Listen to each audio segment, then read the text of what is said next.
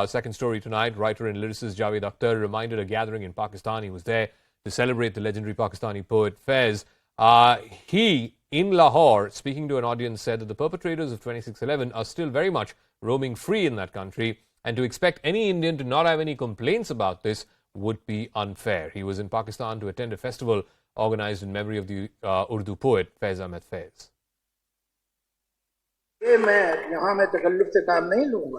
हमने तो नुसरत के बड़े बड़े फंक्शन किए, मेहदी हसन के बड़े बड़े फंक्शन किए, आपके मुल्क में तो लता मंगेशकर का कोई फंक्शन नहीं है।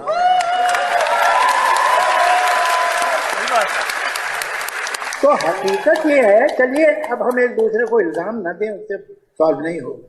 ये अहम बात ये है कि ये जो आजकल इतना गर्म है फिजा, वो कम होनी चाहिए। हम तो बम्बई के लोग हैं, हमने देखा हमारे शहर पे कैसे हमला हुआ था। तो वो लोग नॉर्वे से तो नहीं आए थे, ना इजिप्ट से आए थे, वो लोग अभी भी आपके मुल्क में घूम रहे हैं। तो ये शिकायत अगर हिंदुस्तानी के दिल में हो तो आपको बुरा नहीं मानना चाहिए। So what exactly is the status of all the terrorists behind this worst terror attack that happened on Indian soil? Hafiz Saeed was the chief conspirator of the attack. He trained the 10 terrorists who were involved in 2611. He's been in and out of jail in Pakistan. The last time was in 2019 when he was arrested in a terror financing case. Zakir Rahman Lakhwi played his part in planning and executing the attack. He was sentenced to a 5-year prison term in 2021 on terror financing charges. Sajid Mir was one of the handlers of the terrorists who carried out the attack. In June last year, he was jailed for 15 years in a terror financing case. David Coleman Headley, a Pakistani American, was accused of wrecking and making videos of the locations that were targeted by the terrorists. He's serving a 35-year sentence in the United States. And Abdul Rahman Makki is the deputy chief of the Lashkar-e-Taiba. He too was involved in the planning and the execution of 2611. Earlier this year, he was blacklisted by the United Nations. Now, take a look at how Pakistan has been dragging its feet over the last 10 plus years now in bringing the perpetrators of 2611 to book. The trial began in 2009 in an anti-terrorism court in Rawalpindi. 5 years later, it was transferred to another court, this time in Islamabad.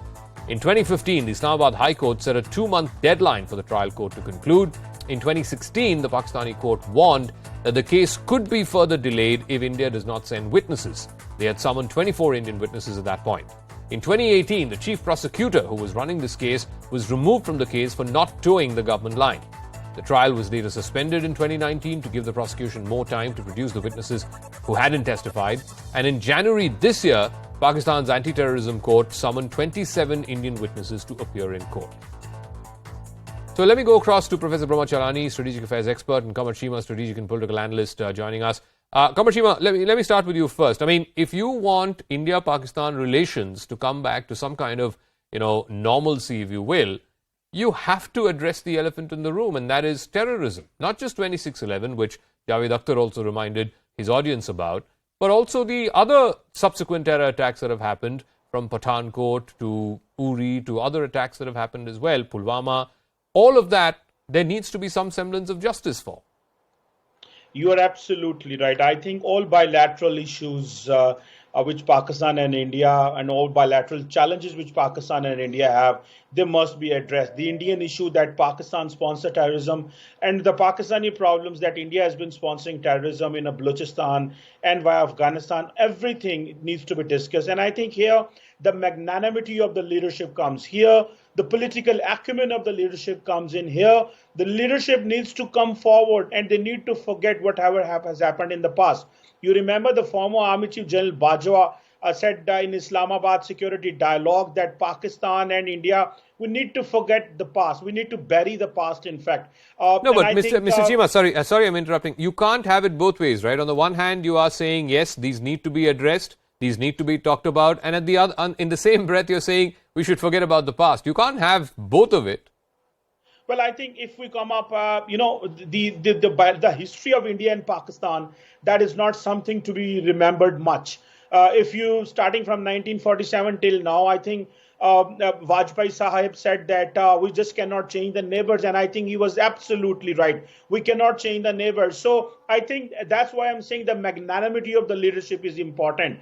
I can have 100 problems with India. India can have 150 problems with Pakistan. Okay. But we have to take a start. From where to Okay. take a start, I think that's where the leadership Magnanimity comes in. is one thing. I mean, I don't think it's a question of magnanimity, it's a question of diplomacy. But more than that, I think it's also a question of accountability. If there are certain actions that have been taken and the roots of it are traced back to Pakistan, then where is the accountability to hold the perpetrators of that action to justice? But be that as it may, Brahma Chelani, you have this situation where today, Pakistan's almost facing like an existential crisis because of the economy being in the doldrums. Of course, no neighbor wants to see a neighbor of its completely collapse into this kind of economic mess that Pakistan finds itself in. Is there a strategic window of opportunity that India has to try and see, if nothing else, to at least attempt to have some kind of a normal relationship with Pakistan? Right now, we don't even have full-fledged embassies in both countries. We don't have high commissioners in both countries. That's not a normal relationship.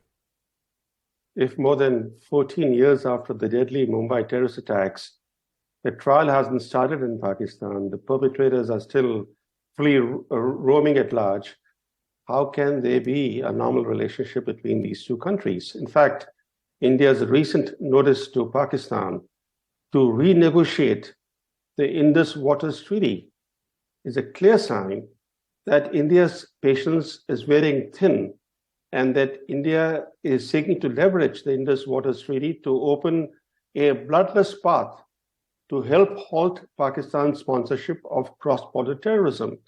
And now India has two options on the Indus Waters Treaty. One example has been set by Russia today, which suspended its participation in the New START Treaty without formally withdrawing from it. So India can also suspend its participation in the Indus Waters Treaty without formally withdrawing from it. And the second option that India has is to follow the American example. The US unilaterally withdrew from two binding treaties, the ABM Treaty and the INF Treaty, both treaties with Russia. It withdrew unilaterally. It scrapped them unilaterally. So that's the second option for India. But certainly, the India-Pakistan relationship can never be normal unless Pakistan severes its links with state-sponsored terror groups. It uses terrorism as an instrument of state policy. No, India's water generosity, much of the water in the Indus system, the sixth river Indus system, more than 80% of the water in the sixth river Indus system is reserved for Pakistan. And this cross-border sponsorship of terrorism by Pakistan violates the spirit of this water generosity embedded in the Indus Waters Treaty. Yeah. How can India put up with this kind of state sponsorship of terrorism indefinitely? Kamar Chima, you have today a live example of this state policy of, hunting with the hares and the hounds. Look at what has happened with Afghanistan. You cultivated the Taliban. You thought they would be some kind of a strategic ally. Today, they have unleashed the TTP on you. And look at the number of attacks that have happened in Peshawar, in Karachi over the weekend. This is a live example of the policy of the Pakistani state to use terror as an instrument of foreign policy coming to bite you back. Well, let me complete you the sentence. Pakistan, Americans, Saudis, and every other country that wanted to bring the Soviet Union in Afghanistan created Taliban. Yes, we are the main players because we were the breeding ground where everything was being hedged. But the question is not that the Pakistan did it alone, one thing. The second thing is that, yes, our policies have been very, very different. It should have been, we go through soul searching. Whatever the price, whatever the mistakes we have made in the history, we are paying the price with our blood. And that's the reality. With our blood, with the backwardness, with the destruction of the country, with all that, what we are seeing right now is that since the leadership either it is the civil or the military, they didn't take a decision. But don't call that we created the Taliban. No, no, we one created second. because One second. Americans Shima and the Saab, Shima Saab. Saudis No, no. and the rest of the Well, the Taliban as a creation, as an entity, yes, you're right. The Saudis, the Americans, the Pakistanis all had a role to play. But this was in the late 70s. By the early 1980s, the Soviets had left Afghanistan. Please, pray explain to our viewers why Pakistan was continuing to support such an entity for the last 30 years, including after the war on terror was launched. There was no compelling reason why you should have continued to support something that you said, was jointly invented by the three countries that you named. Yeah, you are absolutely right. If let me quote here Hillary Clinton, who said that once in the UN General Assembly, or I think she was sitting in a Security Council, and she spoke that after the Soviet disintegration, we washed our hands, we went away from the region. And now what happened after 20 years, we had 10 years, we had to come back in Afghanistan in this way. That is a one way of looking at the thing.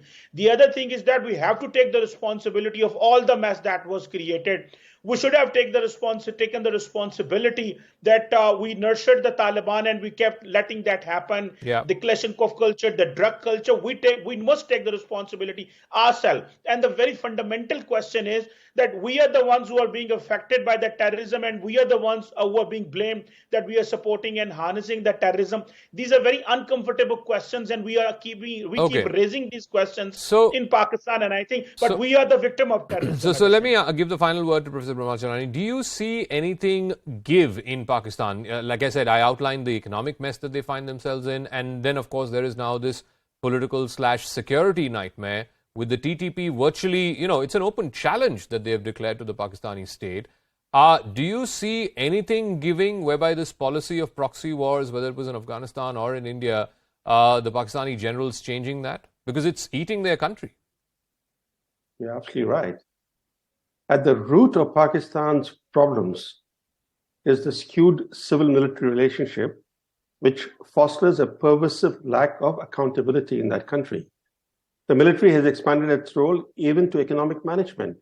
So Pakistan's economic plight today has less to do with economic policy, but more to do with the lack of accountability.